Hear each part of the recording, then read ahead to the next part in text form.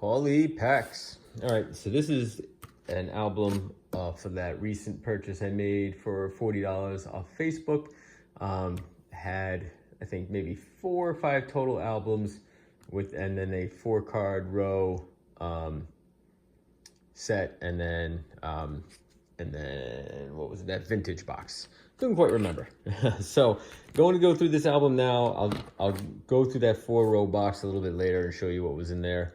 So far I peeked through it a little bit. So far nothing too crazy. I have a feeling this album's going to be more or less the same as what's in that 4-row box, but this one is not broken out by teams. This one seems to be broken out more by set, even though it's not the complete set, just like, you know, little subsections of it. So you have like the Mets, you had Gary Carter, who's a Hall of Famer, Keith Hernandez, who was a good player in his own right, Craig Jeffries Gold Cup card. Then you move on to the 90 Upper Deck. You had Ken Griffey Sr., Jay Buhner. So you're getting a mix of cards in here that are, you know, you get some stars and some commons.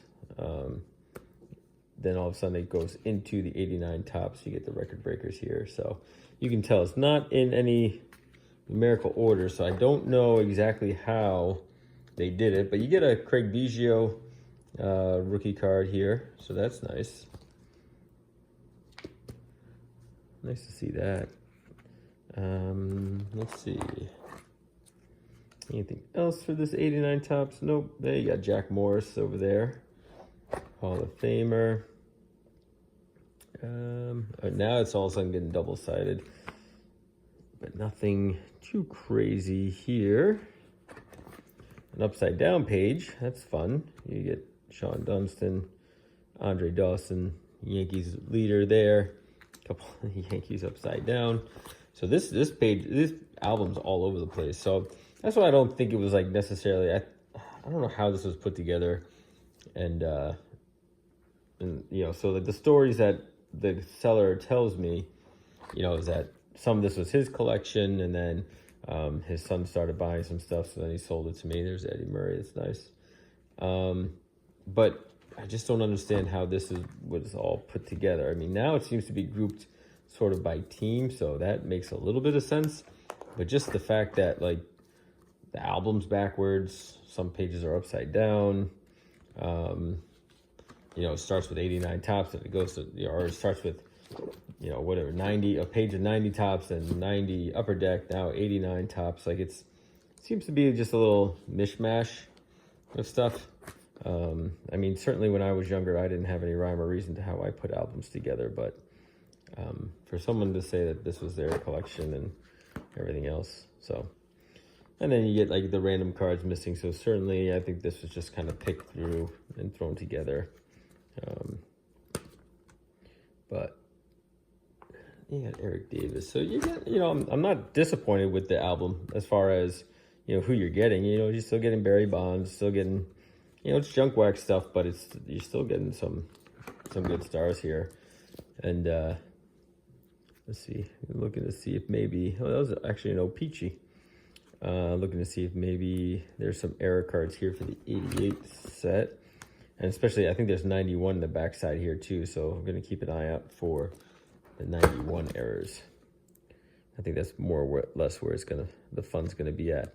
You had Alan Trammell.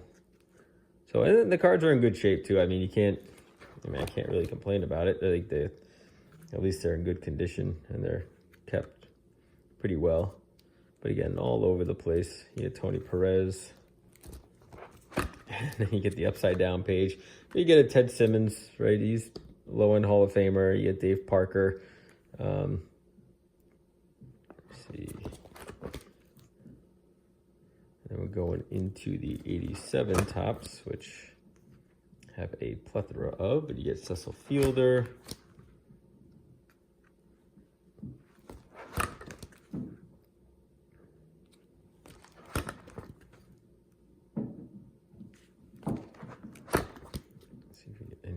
Else, Dennis Eckersley.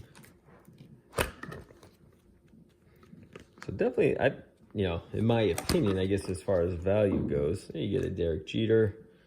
You certainly get, you know, the Biggio rookie is the best But now let's see if we can get, I think it's Blue Jays is what we'd be looking for.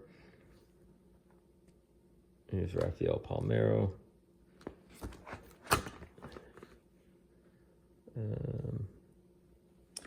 We'd be looking for either Chris Hoiles or blank sheet, or the Mark Whiten or the Doug Drabek. Those are the big three from the 91 set. Well, Cam Boyd also has an error, and I wonder if that's what got taken out from that one. Here's Dave Winfield.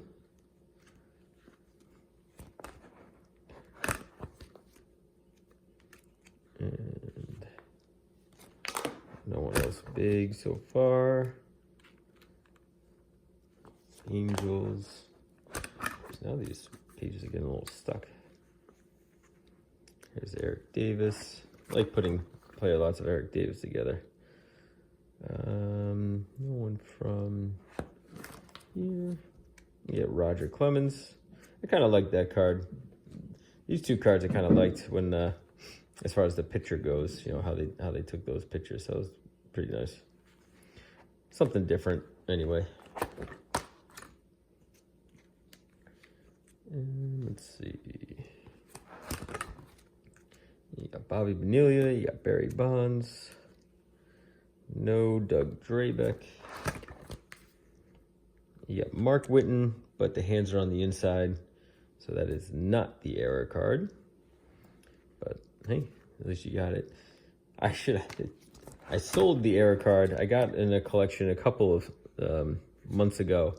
I sold that individually. I should have just put it together with the corrected version. So I bet that would have been fun for just to add in there.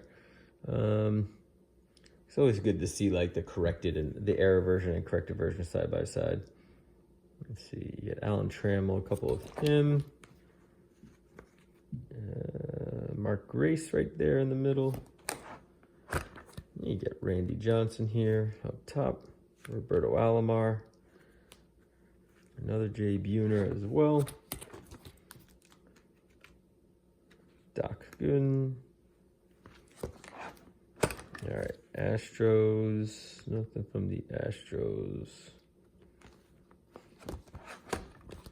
It's the Braves.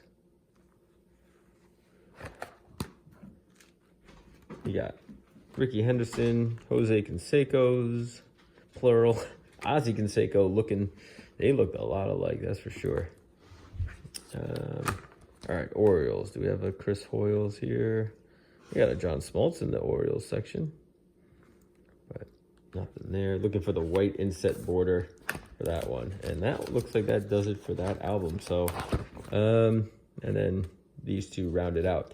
So, I mean, again, when you think about $40 of what I spent, and then you break it down per item, I mean, this was a sub $10 album, so that's so certainly worth it in my opinion as far as the price paid and what I got. So you think about the 4-row box, the box of vintage, and then I think I had 4 total albums, right? That's at least 6 things. So yeah, maybe like $8 per item, roughly speaking, which is certainly par for the course for this one. So I bet if I took this album as is and sold it, I could get, you know, maybe 10 to 15 bucks for it. But nothing too crazy though. But I did like that Biggio rookie. So I hope you guys enjoyed that one. I'll go through I'll try to keep these short. Like this is a sub 10 minutes, so that was good. So I'm gonna go grab the other albums, make some other videos and show you what was in those.